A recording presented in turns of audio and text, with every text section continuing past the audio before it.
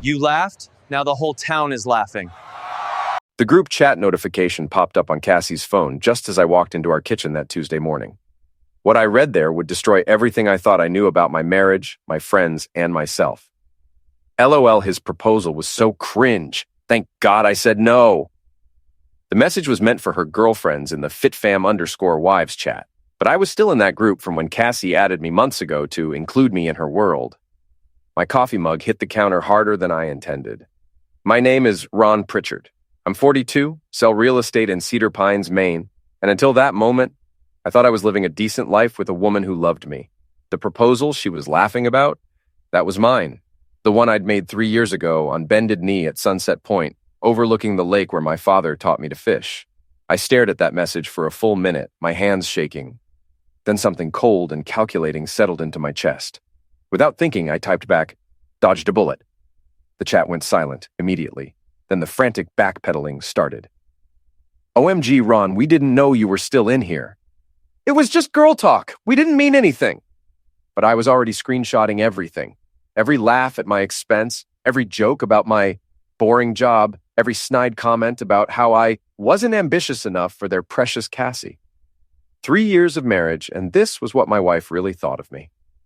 I forwarded the screenshots to Cassie's mother, Mrs. Elkins, who'd been planning our vow renewal ceremony for months.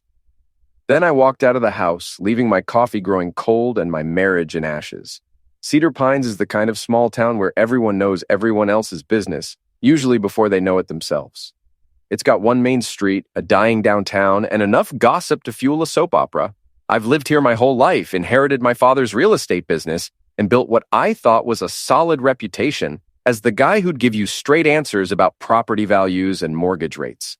Cassie moved here 5 years ago from Portland, all blonde ambition and Instagram dreams. She called herself a lifestyle influencer, which mostly meant she took pictures of her morning smoothies and got free yoga pants from companies desperate for exposure. When we met at the Lantern, our local bar, I thought I'd won the lottery. Now I realized I'd been playing a rigged game all along. My phone started buzzing before I even made it to my office. Mrs. Elkins calling to scream about the screenshots, then Cassie, hysterical and demanding I come home right now to discuss this misunderstanding, then her friends trying to do damage control. I turned off my phone and drove to work, where my colleague Eddie was already brewing coffee and sorting through property listings. "You look like someone ran over your dog," Eddie said, glancing up from his computer. Eddie's been my partner for 8 years, a former cop turned real estate agent with a talent for reading people and a mouth that never stops moving. "Worse," I said, showing him the screenshots. "Someone ran over my marriage." Eddie read through them twice, his expression growing darker. "Jesus, Ron, this is brutal. What are you going to do?" "I'm going to destroy them," I said, surprised by how calm I sounded. "All of them, legally, publicly, and completely." Eddie raised an eyebrow. "That doesn't sound like you." "The old me is dead," I replied. "The new me plays to win." That afternoon, I started my investigation. Not with spy cameras or illegal wiretaps, but with something much more powerful. Social media and public records. Amazing what people will post online when they think nobody's watching. Cassie's Instagram told a story she probably didn't realize she was sharing. Late-night posts from locations she'd never mentioned to me, check-ins at restaurants during her supposed brand meetings, and photos with a consistent background character, Lucas Fenton. Luke was 29, built like a Greek statue, and ran fitness classes at the local gym. His own social media was a shrine to his abs and his souped-up Dodge Charger. More importantly, he'd been liking and commenting on Cassie's posts for months, using increasingly intimate language that made my stomach turn. I spent the evening going through phone bills, credit card statements, and social media posts. The pattern was clear. Cassie had been living a double life, and I'd been too trusting to see it. Around midnight, Maddie Chen called me. Maddie was supposedly one of Cassie's close friends, but she'd always been friendlier to me than the others. "Ron, I'm so sorry about what happened today," she said. "I tried to tell them they were being too harsh, but you know how they get when they're together." "Do I?" I asked. "Apparently, I don't know much of anything. Look, there's stuff you should know about Cassie and Luke. It's been going on for months." My grip tightened on the phone. "Tell me everything." What Maddie told me made my blood run cold. The affair had started 6 months ago at the gym. Everyone in their social circle knew about it. They'd been planning weekend getaways, splitting expenses on romantic dinners, and laughing about how clueless I was. "There's more," Maddie said quietly. "They've been talking about your dad's property, the lakeside lot you inherited. Luke thinks it's worth a fortune, and Cassie's been researching how to get it appraised without you knowing. My father's land. 20 acres of pristine lakefront that had been in our family for 3 generations. I'd rather burn it than let those two get their hands on it." "Why are you telling me this?" I asked. "Because you're a good guy, Ron. You didn't deserve what they did to you today. And honestly, Cassie's been talking trash about all of us behind our backs. I'm tired of pretending we're friends." After I hung up, I sat in the dark for a long time, planning. By morning, I knew exactly what I was going to do. The next few days were a masterclass in small-town intelligence gathering. I didn't need to hire a private investigator or break any laws. I just needed to pay attention and let people talk. Mrs. Halloway, who runs the flower shop and knows everyone's business, was my first stop. I bought flowers for my office, completely innocent, and mentioned how stressed I'd been about marriage troubles. "Oh, honey, I'm so sorry to hear that," she said, eyes lighting up with the prospect of fresh gossip. "Though I have to say I've been wondering about some things I've seen around town." She'd seen Cassie's car at Luke's apartment complex multiple times. She'd witnessed them holding hands at the coffee shop on Main Street. She'd even overheard Luke bragging to his buddies about his sugar mama at the Lantern last week. "I didn't want to say anything," Mrs. Halloway continued, "but everyone's been talking. We all like you, Ron. You're honest, you work hard, and you don't deserve this." From there, the information flowed like water. The gym receptionist mentioned how Luke and Cassie always scheduled their sessions back to back. The waitress at Romano's confirmed they'd been having intimate dinners there for months. Even Officer Grant, who'd gone to high school with me, pulled me aside to say he'd seen them together and was concerned about my well-being. But I needed more than gossip. I needed evidence that would hold up in the court of public opinion. That's when I remembered Cassie's laptop. She'd left it open the morning of the group chat incident, rushing out to meet her friends for damage control. I'd been too angry to look at it then, but now I approached it with cold calculation. Her email was still logged in, her social media accounts were active, and her photo gallery was a goldmine of incriminating evidence. Photos of her and Luke together, dating back months, screenshots of their text conversations, full of intimate details and plans for their future together. Most incriminating of all, a folder labeled Property Research, containing appraisals of my father's land and printed articles about property transfer laws in Maine. They weren't just having an affair, they were planning to steal my inheritance. I copied everything to a flash drive, then covered my tracks. By the time Cassie came home that evening, I was sitting in my recliner, reading a book like nothing had happened. "We need to talk," she said, standing in the doorway with her arms crossed. She looked beautiful as always, but now I could see the calculation behind her perfect smile. "About what?" I asked, not looking up from my book. "About yesterday, about those messages. You completely overreacted, and now my mother won't speak to me." I set down my book and looked at her directly. "Did you mean what you said? About my proposal being cringe?" She shifted uncomfortably. "It was just girl talk, Ron. We say things we don't mean." "So you do mean it when you call me boring? When you say I'm not ambitious enough? When you laugh about how I'm just a wallet with feet?" Her face went pale. "You read more of the messages." "I read all of them, Cassie, 3 years worth. Every joke, every insult, every time you've made me the punchline of your little group. Ron, I can explain. Can you explain Luke?" The silence that followed was deafening. Cassie's mouth opened and closed like a fish out of water, searching for words that wouldn't come. "I know about the affair," I continued calmly. "I know about the dinners, the hotel stays, the weekend trips you've been taking while I thought you were at conferences. I know about the property research and your plans for my father's land." Tears started flowing down her cheeks, but they looked calculated rather than genuine. "Ron, please, let me explain. It's not what you think. It's exactly what I think. The question is, what are we going to do about it?" She sat down across from me, suddenly vulnerable. "What do you want me to do?" "I want you to understand that the man you married, the pushover who let you walk all over him for 3 years, is gone. The new me fights back." "Are you threatening me?" I smiled, and for the first time in years, it felt genuine. "I don't make threats, Cassie. I make promises. And I promise you this, by the time I'm done, everyone in this town will know exactly who you really are. That weekend, I put my plan into motion. It started small. A conversation with Mrs. Halloway about how hurt I was by my wife's betrayal, knowing she'd spread it to half the town by Monday. A casual mention to Eddie about Cassie's affair, trusting him to share it with his network of former police contacts. But the real masterstroke came when I decided to confront Luke directly. Saturday morning, I showed up at the gym during his busiest class. The place was packed with his usual clientele, bored housewives, young professionals, and weekend warriors trying to recapture their youth. Luke was in his element, strutting around in designer athletic wear, calling out encouragement and showing off his physique. He didn't notice me until I walked right up to him. "Luke, good to see you, buddy," I said loudly enough for everyone to hear. "I've been meaning to thank you." He froze, his confident smile faltering. "Thank me?" "For the marriage counseling. All those private sessions with my wife really helped her work through her issues.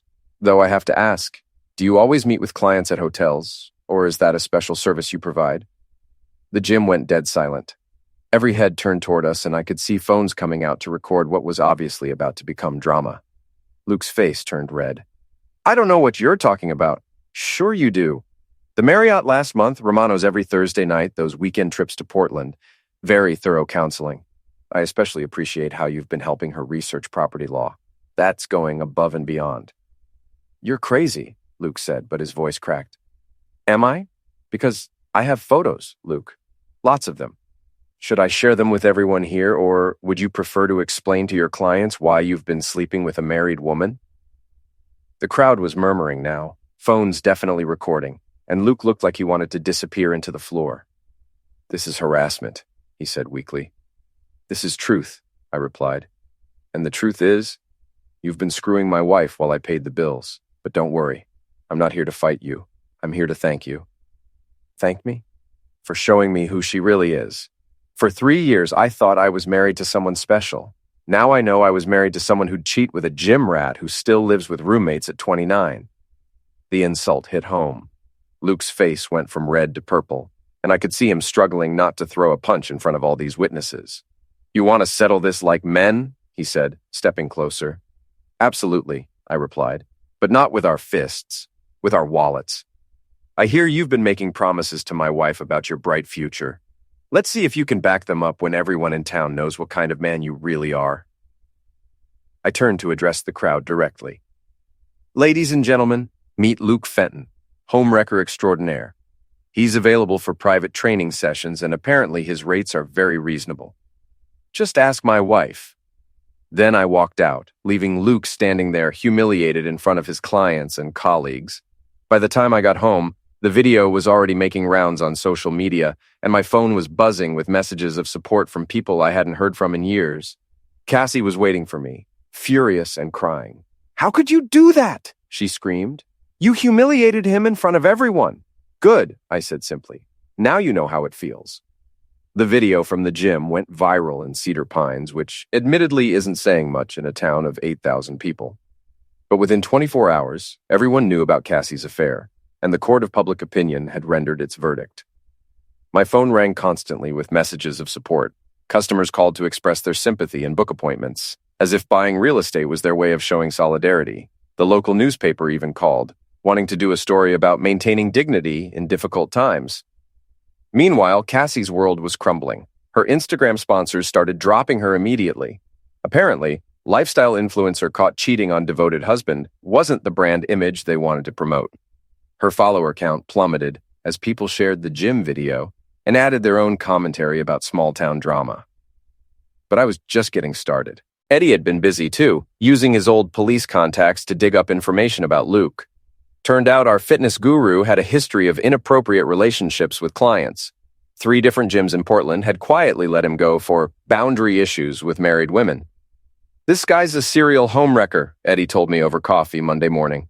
"He's got a pattern, targets unhappy wives, promises them a better life, then moves on when things get complicated."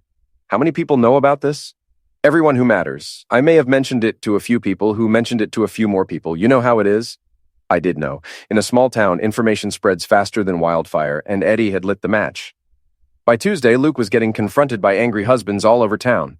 His afternoon classes were canceled when 3 different women's spouses showed up, demanding to know if their wives were getting special attention. The gym owner, tired of the drama, suspended Luke pending an investigation. Cassie tried to do damage control, posting a carefully worded statement on social media about private matters and working through difficulties. But the comments section was brutal. Women she'd considered friends were sharing their own stories about Cassie's behavior, her constant put-downs of me, and her obvious affair with Luke. Maddie was particularly helpful, sharing screenshots of private conversations where Cassie had mocked other people's marriages and bragged about her upgrade from her boring husband. "She called you her starter husband," Maddie told me during one of our phone calls. "Said you were good for establishing her in town, but she was ready for someone more exciting." The property research was the final nail in the coffin. I'd made copies of everything and shared them with a lawyer friend who confirmed my suspicions. Cassie and Luke had been planning to forge my signature on property transfer documents. They'd researched the value of my father's land, worth nearly $500,000, and had even contacted developers about potential sales. It was fraud, plain and simple. I could have had them both arrested. Instead, I decided to let the town handle the punishment. Wednesday evening, I attended the weekly town council meeting, something I'd never done before. The agenda was routine: budget discussions, permit applications, the usual small-town business. But during the public comment period, I stood up. "I'd like to address the community about a matter of public safety," I said, my voice carrying clearly through the small meeting room. Mayor Davidson, who'd known my father, nodded encouragingly. "Go ahead, Ron. It's come to my attention that there are individuals in our community who are targeting married couples for financial fraud. They seduce unhappy spouses, then convince them to illegally transfer property owned by their families." I held up the printed evidence, the property research, the developer contacts, the forged signature practice sheets I'd found in Cassie's email. "I have evidence that my own wife and her lover were planning to steal land that's been in my family for 3 generations. I'm not pressing charges because I believe our community is capable of handling this kind of behavior appropriately." The room erupted in murmurs. I recognized faces throughout the crowd: neighbors, customers, people who'd known my father and respected our family name.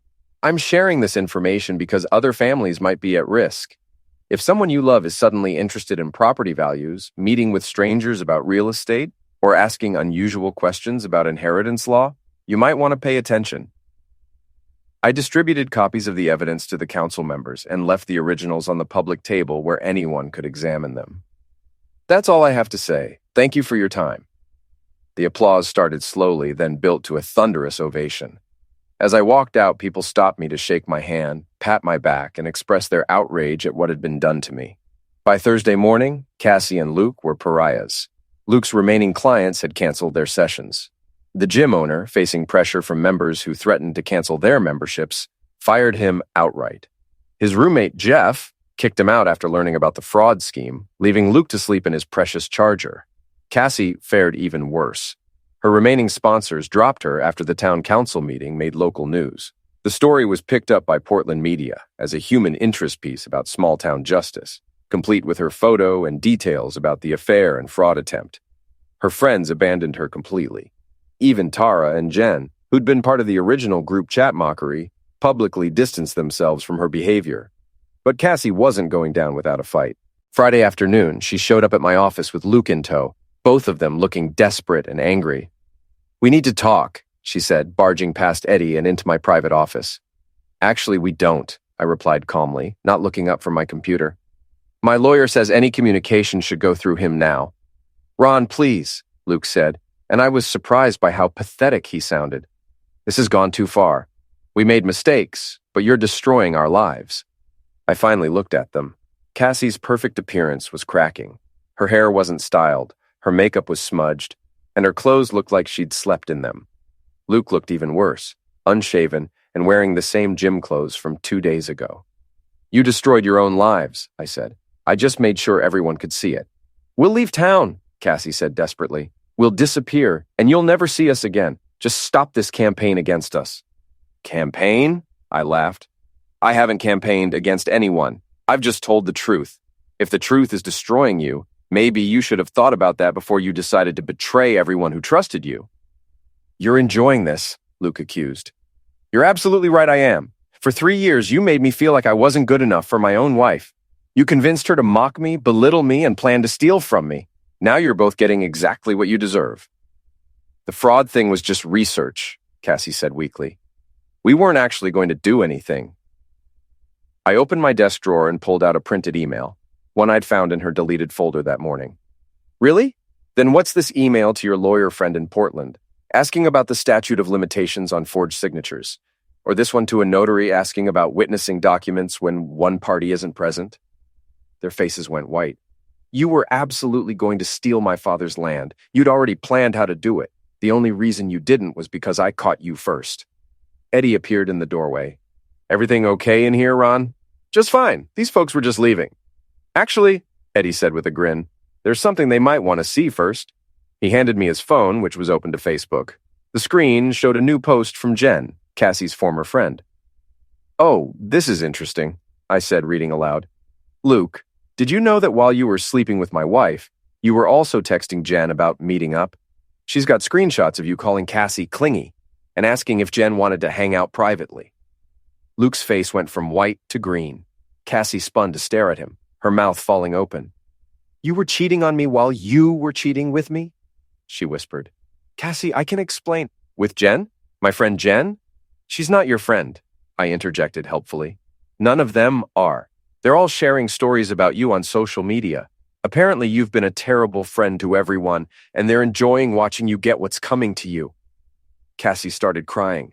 Real tears this time, not the calculated ones she'd used to try to manipulate me. How did this happen? She sobbed. How did everything go so wrong? You made choices, I said simply. Actions have consequences. You're both adults. You should have learned that by now. Luke grabbed Cassie's arm. Come on, let's go. There's nothing for us here. As they headed for the door, I called out one last time. Hey, Luke, I heard your car got repossessed this morning. Something about missed payments. That's rough, buddy. The look of pure hatred he gave me was worth everything I'd been through. After they left, Eddie sat down across from my desk, grinning.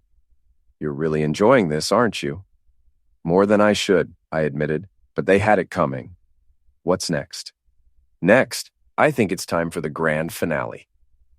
Saturday morning brought news that made my revenge complete. Cassie and Luke were being evicted from their respective living situations. Luke's roommate had thrown his belongings on the lawn, and Cassie's mother, humiliated by the public scandal, had driven up from Portland to personally escort her daughter out of my house. I watched from my office window as Mrs. Elkins loaded Cassie's belongings into a U-Haul trailer, her movements sharp with anger and embarrassment. Neighbors gathered on their porches and sidewalks, not even pretending to hide their interest in the drama. My phone buzzed with a text from Maddie. They're planning something for tonight. Cassie's been calling everyone, trying to organize some kind of public confrontation to clear her name. Thought you should know. I smiled. Let them come. I was ready. That evening, Cedar Pines held its monthly community barbecue in Riverside Park, a tradition that brought together half the town for food, music, and socializing. I'd been attending these events my whole life, first with my parents, then alone after my father died, and for the past 3 years with Cassie. Tonight, I went alone, and I'd never felt more confident. The moment I arrived, people flocked to me. Neighbors who'd known my family for decades, customers who appreciated my honest business practices, and even strangers who'd heard about my situation and wanted to express their support. Ron, Mrs. Halloway called out, waving me over to the flower shop's booth. I've been telling everyone what a class act you've been through all this. Your father would be so proud. Thanks, Mrs. H. That means a lot. Officer Grant appeared at my elbow. Heads up, Ron. Cassie and that Luke fellow just pulled into the parking lot. Looks like they're planning to make a scene. Let them, I said. I'm not hiding from anyone. What happened next was better than anything I could have planned. Cassie and Luke approached the center of the park, where a small stage was set up for community announcements. Cassie looked like she'd spent hours preparing. Perfect hair, flawless makeup, designer dress that probably cost more than most people's monthly rent. She climbed onto the stage and grabbed the microphone, her voice echoing across the park. Excuse me, everyone, I know this is unusual, but I need to address some rumors that have been spreading about me. The crowd quieted, sensing drama.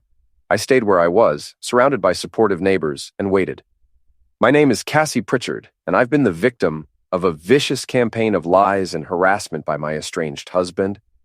Murmurs rippled through the crowd. I saw people pulling out phones to record. Ron has been spreading false information about me, trying to destroy my reputation and my relationship.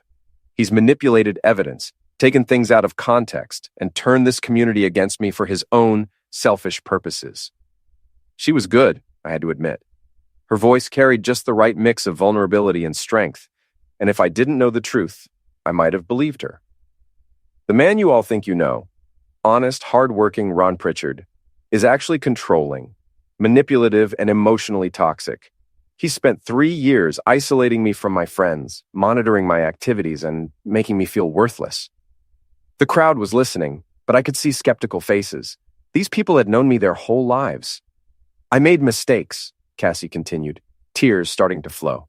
I sought comfort from someone who understood what I was going through. That doesn't make me a criminal or a fraud. That makes me human. Luke stepped forward, taking the microphone. Ron Pritchard has destroyed my career, my reputation, and my relationships through lies and manipulation. He's a bully who can't handle the fact that his wife found someone who actually appreciated her. This was my moment. I stepped forward, and the crowd parted to let me approach the stage. "Are you finished?" I asked calmly. "Ron, don't," someone called out, but I held up my hand.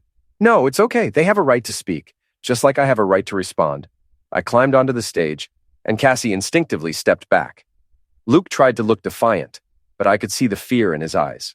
"Folks, I'm not going to stand here and argue about who said what or who did what to whom. Instead, I'm going to let Cassie and Luke speak for themselves." I pulled out my phone and connected it to the park's sound system, a trick I'd learned from helping set up these events for years. "Cassie, you said I manipulated evidence and took things out of context.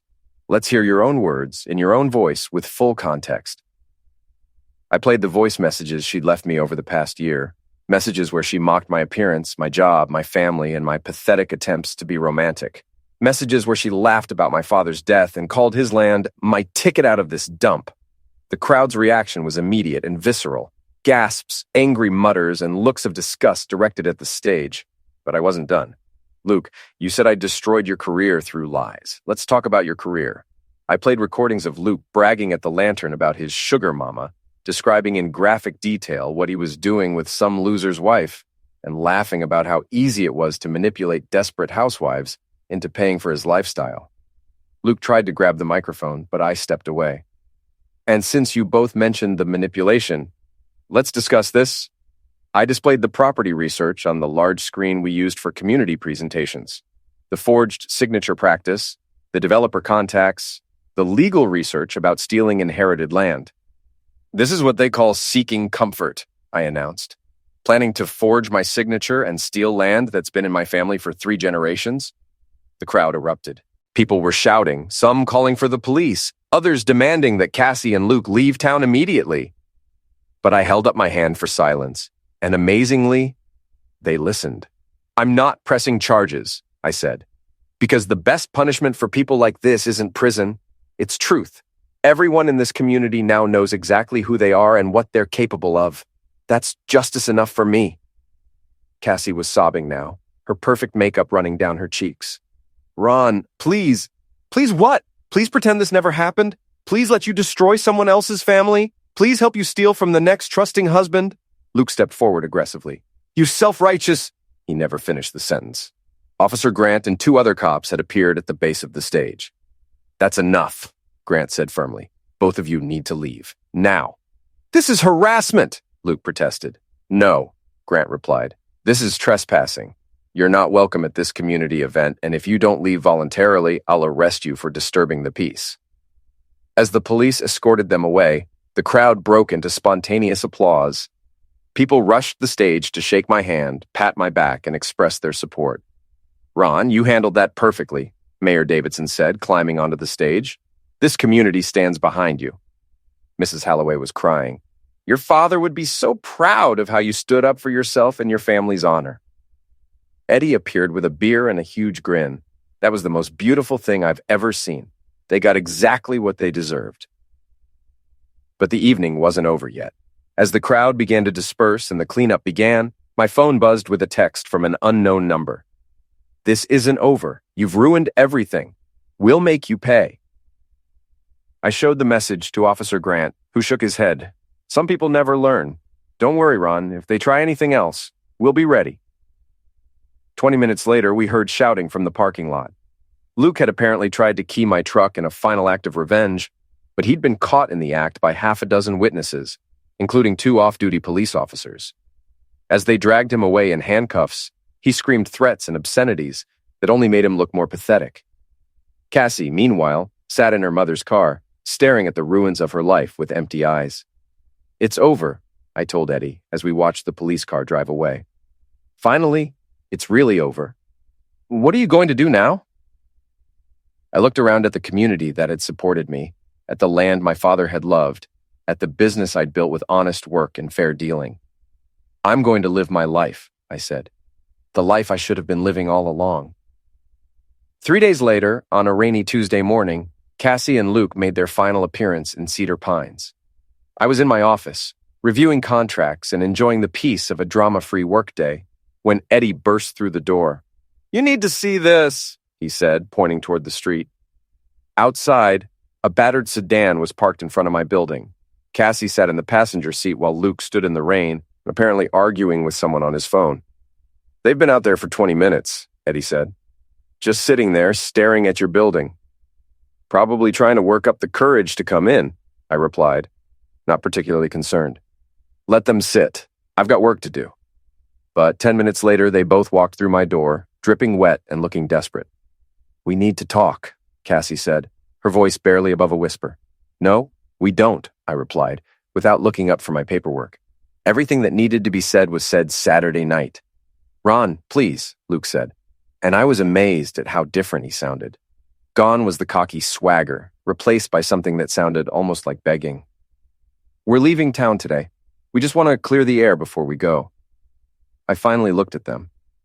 They were a mess. Cassie's hair hung limp and unwashed. Her clothes were wrinkled, and she had dark circles under her eyes. Luke looked even worse, unshaven, hollow-eyed, and wearing clothes that looked like he'd been sleeping in them. "Clear the air?" I asked. "You mean apologize for 3 years of lies, betrayal, and attempted fraud?" "Yes," Cassie said quickly. "That's exactly what we mean. We're sorry, Ron. We made terrible mistakes, and we want to make things right." I leaned back in my chair, studying them. "What do you want?" "We want you to call off the dogs," Luke said. "Tell people to stop harassing us. We can't get jobs. We can't find places to live. We can't even buy groceries without people recognizing us and making scenes. That's not my problem." "It is your problem," Luke exploded, his desperation finally showing. "You turned this whole town against us. You destroyed our lives." "I told the truth," I said calmly. "If the truth destroyed your lives, that's on you." Cassie started crying again. "Ron, I know I hurt you. I know what we did was wrong, but this has gone too far. We're homeless. Luke lost his car. I've lost everything." "Good." The word hung in the air like a slap. Cassie's tears stopped, and both of them stared at me in shock. "Good," she whispered. "You heard me. You're getting exactly what you deserve. You tried to destroy my life, steal my family's land, and humiliate me in front of everyone I know. Now you're facing the consequences of your actions."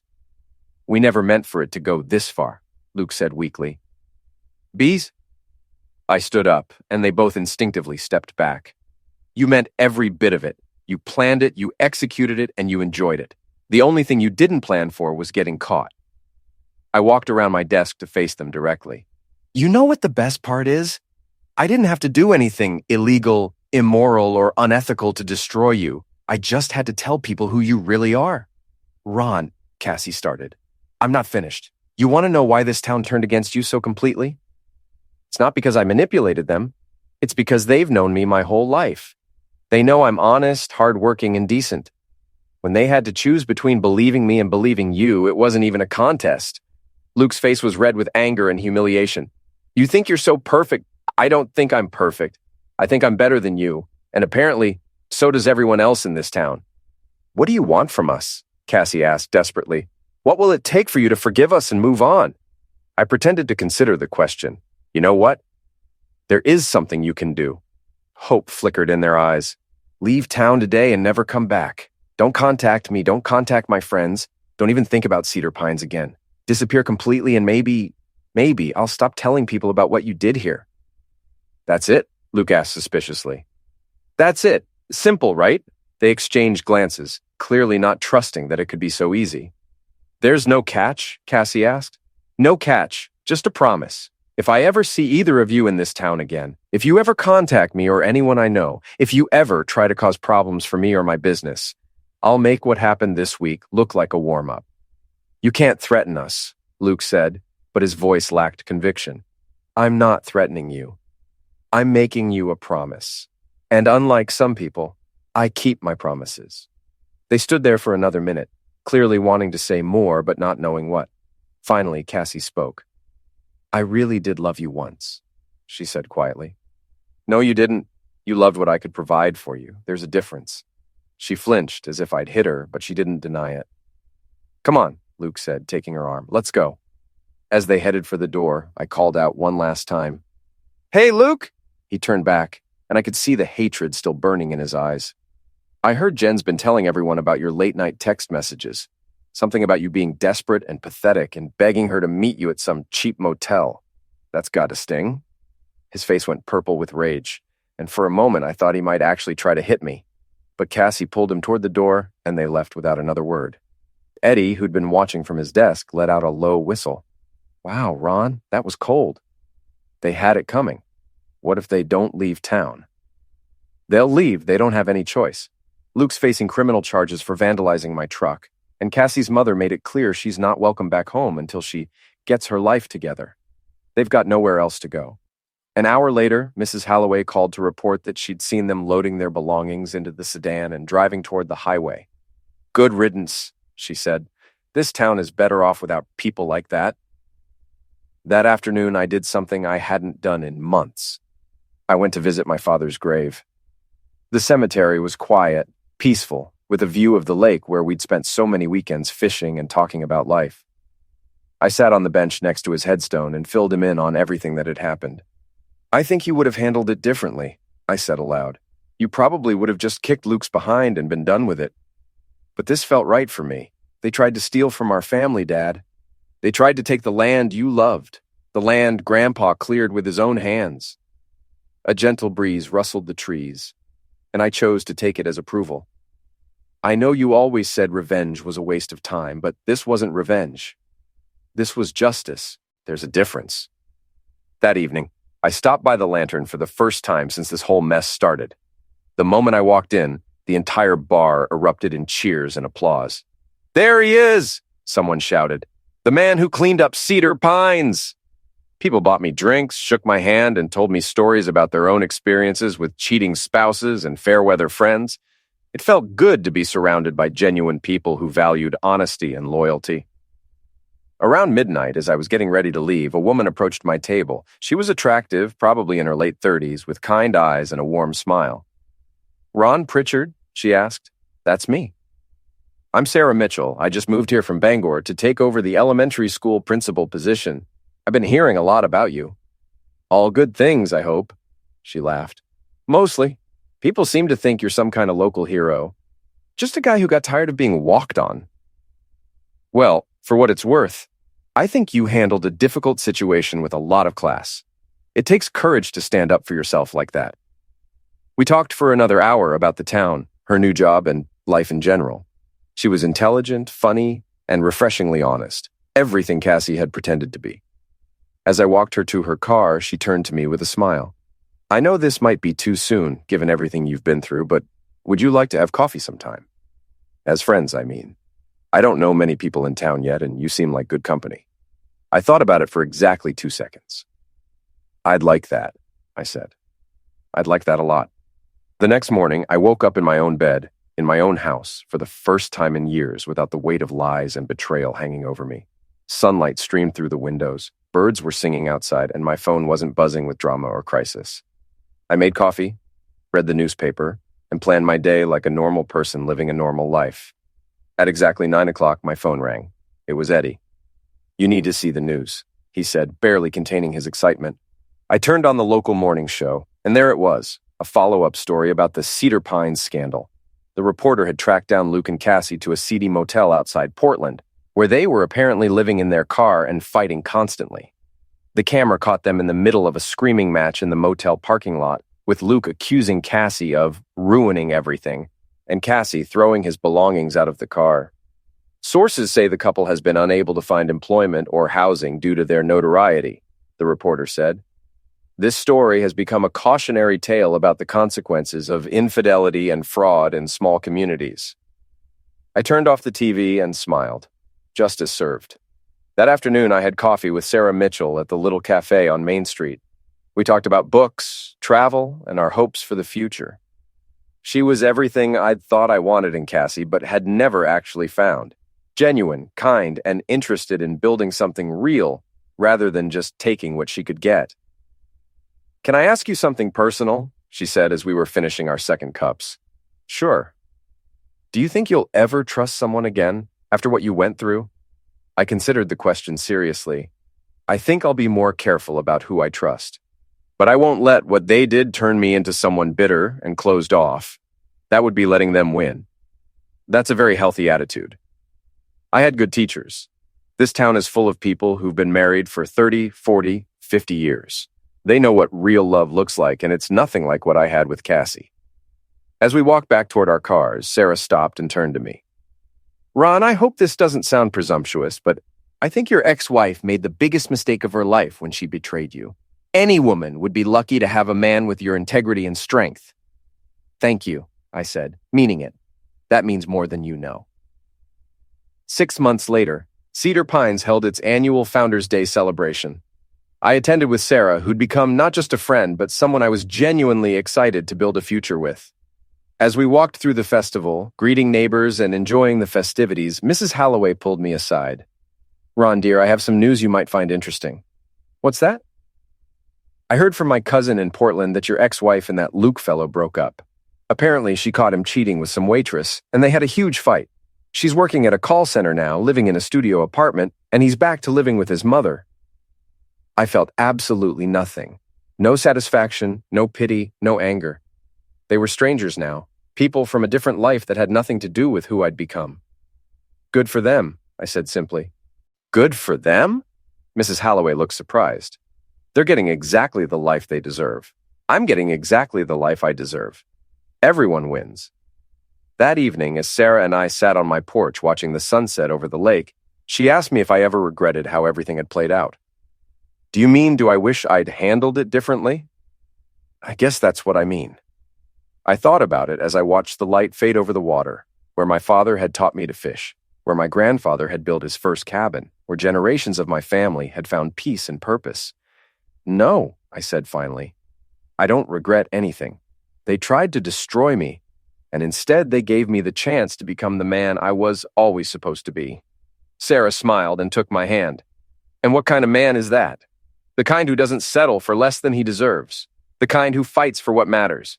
The kind who keeps his promises and expects others to do the same. I like that kind of man." "Good," I said, squeezing her hand. "Because that's the only kind I know how to be anymore." As the stars came out over Cedar Pines, I realized that Cassie and Luke had actually done me the greatest favor of my life. They'd shown me who I really was underneath all the people-pleasing and conflict avoidance. They'd forced me to find my backbone, my voice, and my self-respect. Most importantly, they'd cleared the way for something real, something honest, something worth building a life around. I'd won more than just revenge against two people who'd betrayed me. I'd won back myself. And that, I realized, was the last laugh after all.